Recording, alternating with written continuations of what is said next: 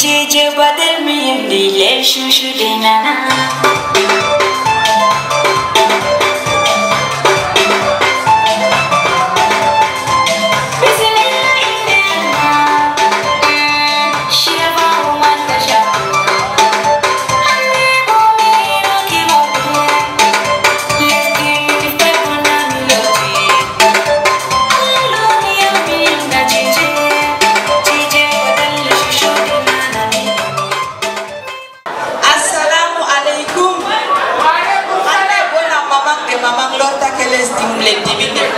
Barka da sallah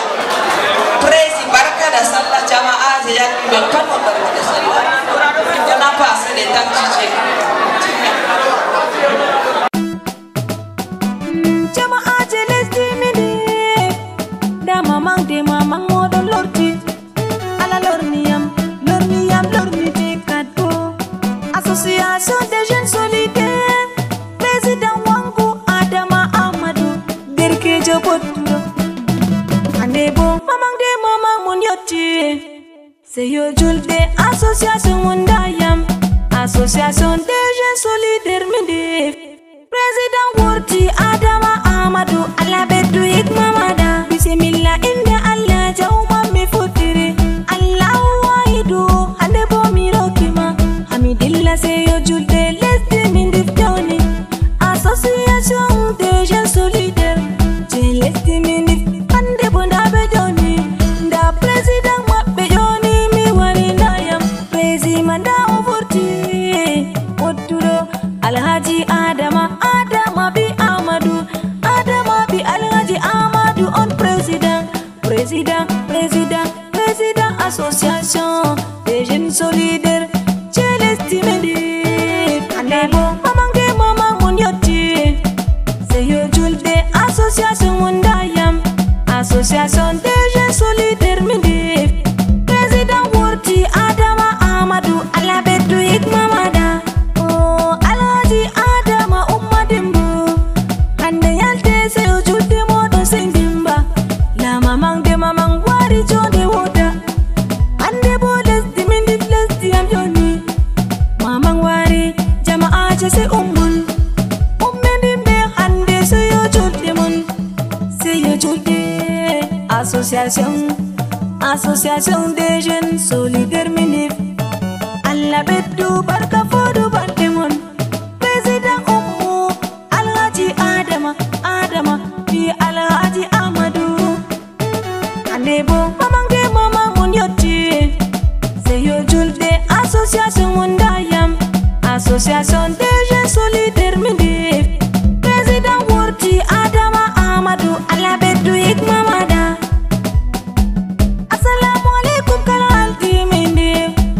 assalamu alaikum kalhalti lesdi Mendy majesté mi wari andebo mi don lesdi ma Alhaji Umaru mai garin dottiwa majesté lesdi Mendy fodu baldema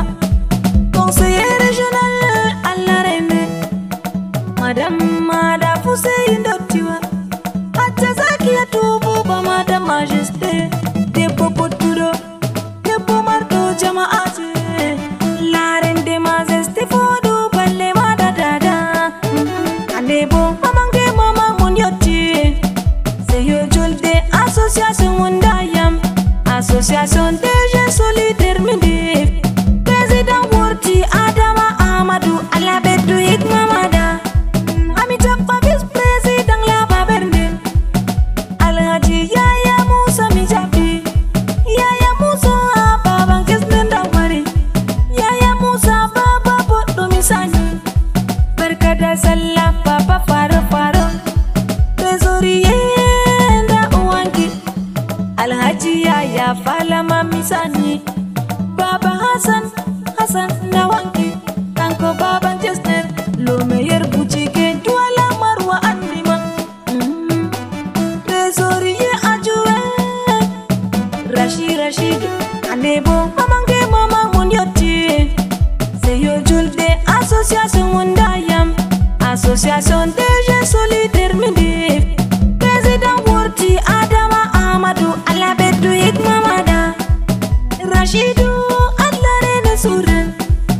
Rashidou le meilleur boutique dum an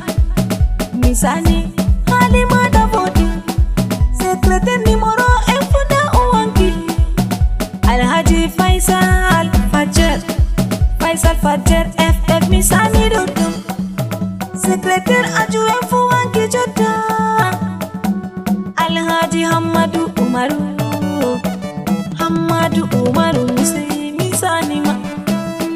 commissaire Okong Tewari Alhaji Yaya Umaru Alarina Adebo Mamange Mama Munyoti Seyo Julde Association Mundayam Association des jeunes solidaires Mindif Président Worti Adama Amadou Alabedu Hikmamada Mivi Yaya Umaru Telma commissaire Okong Te Adjoint Wanki Alhaji Ahmadou Tijani Hamad nda porte parole wangi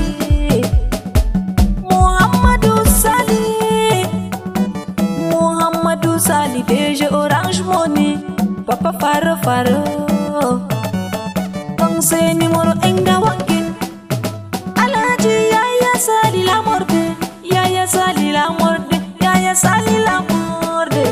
Adebo Mamange Mama Munyoti Seyo Julde Association Mundayam Association des jeunes solidaires Mindif Président Worti Adama Amadou Alabedu Hikmamada conseiller numéro 2 da Ouanki Ben Salihu Baba Naima Umule Bilane Angolura Potudo Mijapi conseiller numéro 3 da Ouanki Jetta Alhaji Adama Bello Wanki Adama Bello Baba Buba Wari Ango Daddy Boto conseiller numéro 4